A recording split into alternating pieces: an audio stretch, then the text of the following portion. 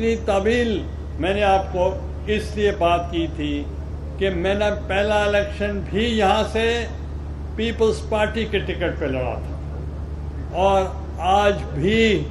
ہم Peoples party کے plate form پہ کھڑے ہیں. میں پوچھنا چاہتا ہوں کون سا ایسا لیڈر ہوگا جو ایک جماعت میں کھڑا ہو اور اس کی دوسری نسل بھی پیپلز پارٹی میں ہو. تو اس لیے ہم مستقل مزاجی کے ساتھ ایک جگہ ڈٹے ہوئے ہیں, ایک جگہ پہ کھڑے ہوئے ہیں, اور ہم نے کئی نشیب و فراز دیکھے ہیں مگر ہم نہ جھکے ہیں نہ بکے ہیں. ہم مستقل طور پر آپ کے ساتھ کھڑے ہیں. جب میں پہلی مرتبہ اسی حلقہ سے جب انتخاب لڑ رہا تھا اس وقت حالات بہت مختلف تھے. اب نوجوان بہت سے یہاں موجود ہیں. اس وقت ایک گھر میں آنا ہوتا تھا اور وہ جو اس گھر کا بڑا ہوتا تھا وہ دعائے خیر کر دیتا تھا اور پوری یونین کونسل پورا موضوع اس کے ساتھ ہوتا تھا. اور مجھے یاد ہے جسٹس عبدالجبار خان کا تعلق یہاں لطف آباد سے تھا اور وہ مجھے میرے والد جب قائد اعظم محمد علی جناح کے ساتھ آل انڈیا مسلم لیگ کے صدر تھے ملتان کے, تو وہ میرے والد کے سیکرٹری جنرل تھے اور انہوں نے مجھے ایک مرتبہ یہاں بلایا. اس نے کہا مخدوم صاحب ایک جلسہ میں کروں گا لطف آباد میں, پھر آپ کو آنے کی ضرورت نہیں پڑے گی. اور یہی ہوا کہ میں نے جلسہ کیا, میں کامیاب ہو گیا اور بھاری اکثریت سے میں اس حلقے سے کامیاب ہوا. اب اسی حلقے کے اب 3 حلقے بن چکے ہیں. ایک حلقے سے علی موسیٰ گیلانی ایم این اے ہیں, ایک حلقے سے عبدالقادر گیلانی ایم این اے ہے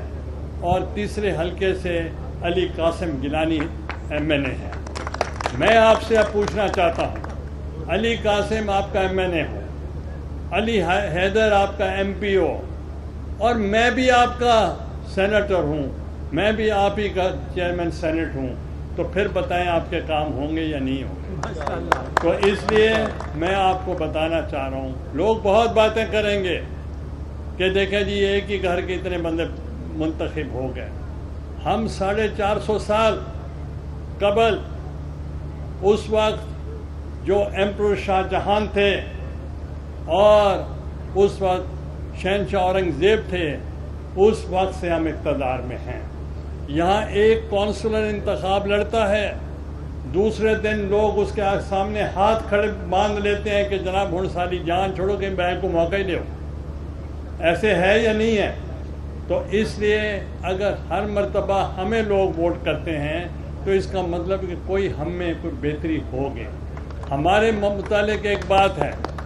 اگر گیلانی اچھا کوئی کام نہیں کیا تو برا کام نہیں کریں گے, اگر ہم نے کوئی اچھائی نہیں کر سکے تو برائی بھی نہیں کی. تو انشاءاللہ آپ نے دیکھا ہم نے اپنے دور اقتدار میں یہاں بے شمار کام کیے, اسی لطف آباد میں بہت کام کیے, اور انشاءاللہ جو ادھورے کام ہم نے چھوڑے تھے اب وہاں سے ہم مکمل کریں گے.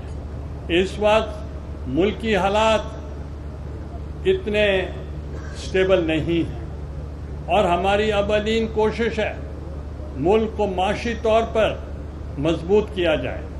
اور اس معاشی طور پر مضبوط کرنے کے لیے ہم حکومت کا ساتھ دے رہے ہیں.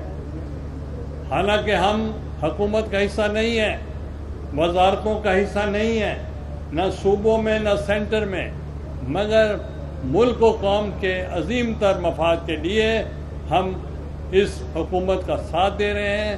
اور اس حکومت کو ہمارے پیٹھ پہ چھرا نہیں گھونپیں گے. ہم ان کا ساتھ دیں گے, ہم ان کو مضبوط کریں گے, اور تاکہ ہمارا ملک مضبوط ہو, ہماری معیشت مضبوط ہو. اگر معیشت مضبوط ہوگی آپ مضبوط ہوں گے, آپ کے کام ہوں گے, ملک میں پیسوں کا ریل پیل ہوگا, اور جو انشاءاللہ اب بجٹ بنے گا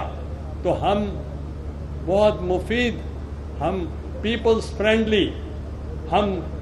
تجاویز دیں گے حکومت کہ آپ یہ تجاویز کریں جس سے کسان خوشحال ہو,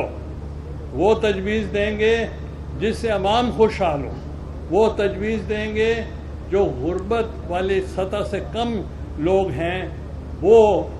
ان کے لیے مضبوطی ہو۔ ہم نوجوان جو 65% آبادی ہے ان کے لیے پروگرام دیں گے، کیونکہ یہ آئندہ کی لیڈرشپ ہے، اور ہم یہاں اس خطے میں ایسے منصوبے دیں گے جس سے اس ملک میں، اس حصے میں کوئی گیم چینجر ہو۔ جیسے اسپیشل اکنامک زون ہوگا جس میں ہم نے 165 ایکڑ زمین جو وزارت صنعت ہے اس کو منتقل کر چکے ہیں، تاکہ یہاں ایک اسپیشل اکنامک زون انڈر سی پیک ہو، اور اسی طریقے سے ہم کیڈٹ کالج کا ہم نے سنگ بنیاد رکھ دیا ہے تاکہ لوگ یہاں سے فوج میں بھی بھرتی ہو سکیں اور یہاں سے بھی لیڈر بنے۔ اور اسی طریقے کے ساتھ ہم نے جو یہاں منصوبے ہیں، ہاں نواب پور روڈ کا منصوبہ ہو، یا وہاں نادر آباد پھاٹک کے اوپر جو اوور ہیڈ برج ہے وہ ہو، یا شجاع آباد کے اوپر اوور ہیڈ برج ہے، یا پھر آپ شیر شاہ کا ڈوئلائزیشن روڈ ہو، یا بہاڑی روڈ ہو، یا متیتر روڈ ہو، اس کو ہم کشادہ کرنے کے لیے ہم بجٹ میں تجاویز دے رہے ہیں۔ انشاءاللہ وہ بہتر سے بہتر کام ہوں گے تاکہ آپ کا آپ کا لیول جو ہے وہ خوشحالی کا وہ بہتر ہو، اور ہم ایسے نظام لانے کی کوشش کر رہے ہیں جہاں آپ بھی ترقی میں شامل ہوں، آپ کے بچے بھی باہر پڑھ سکیں، اور یہ صرف تھانہ تحصیل کے کلچر سے لوگ نکل کر وہ بھی باقیوں کی طرح ترقی کر سکیں۔ تو میں صرف یہ آپ کو بتانا چاہ رہا ہوں، یہاں جب ہم الیکشن لڑتے ہیں تو سب کٹھے ہو جاتے ہیں، اس لیے کٹھے ہو جاتے ہیں کہ ان کا مشن ایک ہی ہوتا ہے کہ یہ نہ بنے۔ وہ ایک میں نے شعر ہے، کچھ اپنوں نے کچھ غیروں نے، کچھ اپنوں نے کچھ غیروں نے سہارا نہ دیا، لغزش کی ضرورت تھی سنبھلنے کے لیے، ہم نے غلطیاں کر کے خود سنبھل گئے، اور انشاءاللہ آپ کی جو ٹیم ہے ماشاءاللہ جو سن 70 سے ہمارے ساتھ چل رہی ہے، اور ان کی اب آئندہ نسل بھی ہمارے ساتھ ہے، اور آج کے نوجوان بھی ہمارے ساتھ ہیں۔ خواتین کا جو ہم خوشحالی کا پروگرام دیا ہے، بے نظیر انکم سپورٹ پروگرام، 70,000 خاندان 148 کا اس سے مستفید ہو رہا ہے۔ تو اب آپ کے درمیان اور کھانے کے درمیان میں زیادہ دیر حائل نہیں ہونا چاہتا، میں ایک مرتبہ پھر اپنے میزبانوں کا شکریہ ادا کرتا ہوں، اور اسٹیج پہ بیٹھے ہوئے تمام لیڈران کرام کا، جو کہ یہاں وہ لوگ بیٹھے جو ہیرو اور جواہرات ہیں، میں ان کا شکریہ ادا کرتا ہوں۔ پاکستان زندہ باد۔